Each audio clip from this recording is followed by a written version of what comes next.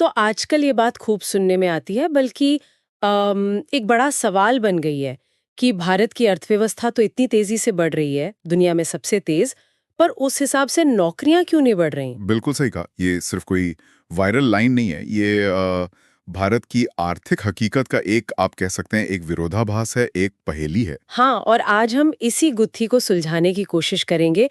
हमारे पास एक स्रोत दस्तावेज है, भारत विकास बनाम रोजगार संकट।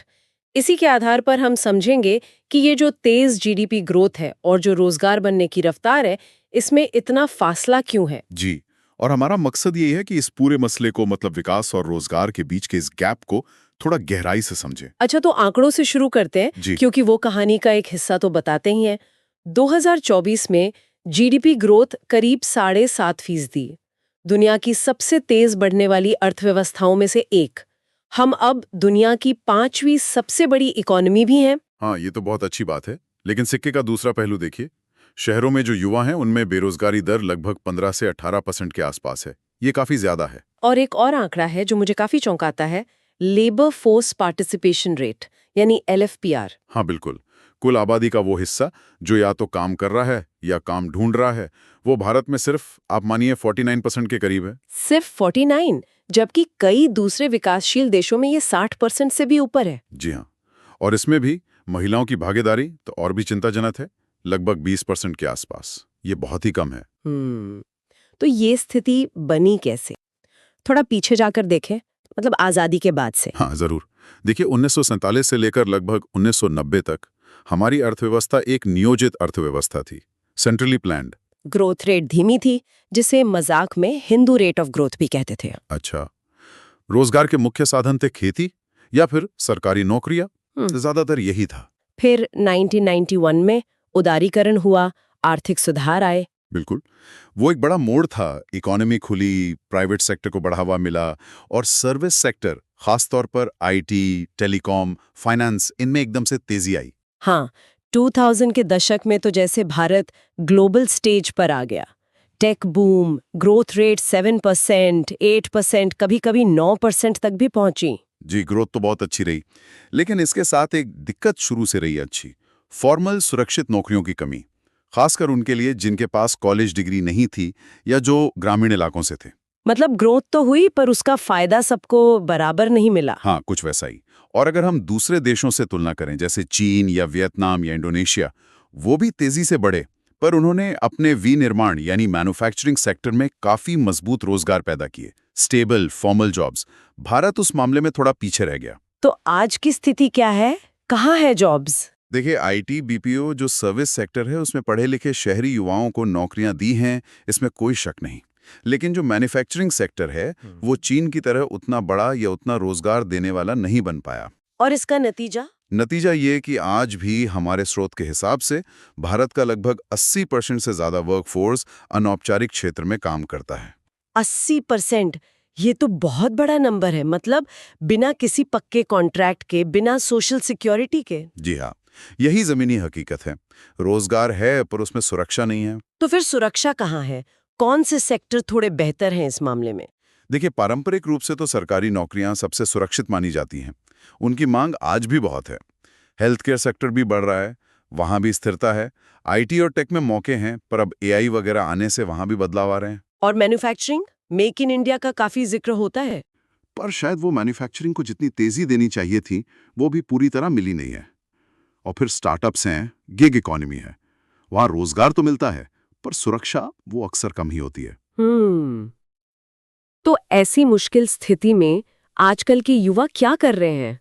उनके पास क्या रास्ते हैं? युवा कई चीजें कर रहे हैं। बहुत से लोग ऑनलाइन कोर्सेज करके नई स्किल सीख रहे हैं। अपस्किलिंग पर जोर है। सरकारी नौकरी की तैयारी करने वालों की संख्या तो बहुत ही ज्यादा है। हाँ, वो तो दिखता है। कुछ अपना छोटा मोटा बिजनेस शुरू कर रहे हैं या फ्रीलांसिंग कर रहे हैं। कई लोग मल्टीपल डिग्रियां ले रहे हैं या छोटे छोटे काम मतलब गिग्स एक साथ कर रहे हैं। और हाँ, एक और ट्रेंड है विदेश जाने का, खासकर जिनके पास अच्छी टेक स्किल्स और अंग्रेजी है। जाहिर है, सरकार भी ये सब देख रही होगी, कुछ तो कदम उठाए होंगे। हाँ बिल्कुल, सरकार ने कई पहले की हैं, जैसे पीएमईजीपी है, स्टार्टअप इंडिया है। ये उद्यमिता को बढ़ावा देने के लिए हैं। मेक इन इंडिया और पीएलआई स्कीम्स मैन्युफैक्चरिंग के लिए। स्किल इंडिया है कौशल विकास के लिए। मुद्रा योजना छोटे कर्जों के लिए है। डिजिटल इंडिया भी एक अहम पहल है। कोशिशें तो हो रही हैं। लेकिन क्या ये काफी हैं? स्रोत क्या कहता है? क्या समाधान हो सकते हैं इस रोजगार संकट के? स्रोत कुछ ठोस रास्ते सुझाता है। एक तो मैन्युफैक्चरिंग सेक्टर में बड़े पैमाने पर निवेश की जरूरत है, शायद कुछ चीन के मॉडल पर। मतलब फैक्ट्रीज, प्रोडक्शन। जी। दूसरा, हमारी शिक्षा व्यवस्था और इंडस्ट्री की जरूरत के बीच जो गैप है उसे भरना होगा। मतलब जो पढ़ाया जा रहा है और जो जॉब मार्केट में चाहिए उसमें तालमेल बैठाना होगा। इंडस्ट्री को कोर्स डिजाइन में शामिल करना एक तरीका हो सकता है। ये तो बहुत जरूरी लगता है। और क्या? तीसरा, महिलाओं की भागीदारी बढ़ाना। वो जो 20% का आंकड़ा है वो बढ़ना चाहिए। उसके लिए सुरक्षित माहौल, बच्चों की देखभाल की अच्छी सुविधाएं, काम के घंटों में लचीलापन, ये सब जरूरी होगा। और एमएसएमईज का क्या, छोटे उद्योगों का? बिल्कुल। चौथा पॉइंट वही है। एमएसएमईज यानी माइक्रो, स्मॉल और मीडियम एंटरप्राइजेस को मजबूत करना। ये पहले से ही 11 करोड़ लोगों को रोजगार देते हैं। इनमें बहुत पोटेंशियल है। और शायद एक्सपोर्ट पर भी ध्यान देना होगा। हाँ, पांचवा सुझाव यही है, निर्यात आधारित रोजगार। जैसे कपड़ा उद्योग है, फार्मा है, ऑटो पार्ट्स हैं। इन सेक्टरों में दुनिया भर में डिमांड है और हम अच्छा कर सकते हैं। तो अगर ये सब होता है तो भविष्य कैसा दिख सकता है? स्रोत कुछ अंदाजा लगाता है? हाँ, स्रोत 2 संभावित रास्ते दिखाता है। एक अच्छा, एक उतना अच्छा नहीं। बेस्ट केस ये है कि भारत ग्लोबल सप्लाई चेन में चीन का एक अहम विकल्प बन जाए। अच्छा। गांव में रोजगार पैदा हों, महिलाएं वर्कफोर्स में ज्यादा आएं और नए सेक्टर जैसे एआई, बायोटेक, ग्रीन एनर्जी, ये सब नए ग्रोथ इंजन बने और अच्छी नौकरियां भी दें। ये तो बहुत अच्छी तस्वीर है। और दूसरा रास्ता, मतलब वर्स्ट केस? वर्स्ट केस ये है कि ये जॉबलेस ग्रोथ चलती रहे। विकास तो हो पर नौकरियां ना बने, युवाओं में निराशा बढ़े, एआई जैसी टेक्नोलॉजी कम स्किल वाली नौकरियों को खत्म कर दें। ओह।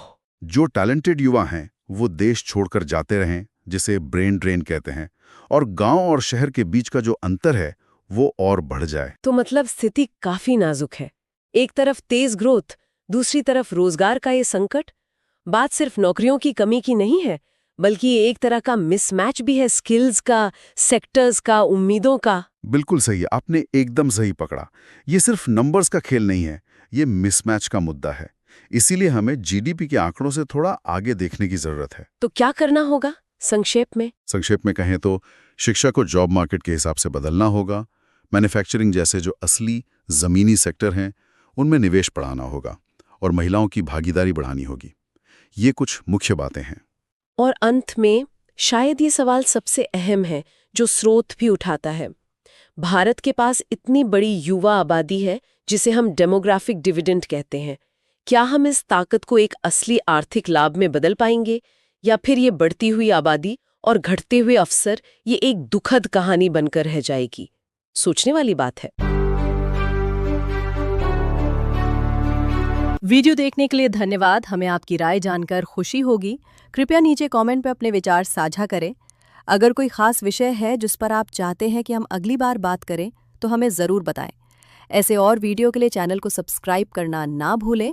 और अगर आपको ये वीडियो उपयोगी लगा हो तो इसे दूसरों के साथ भी ज़रूर शेयर करें। अगले वीडियो में फिर मिलते हैं।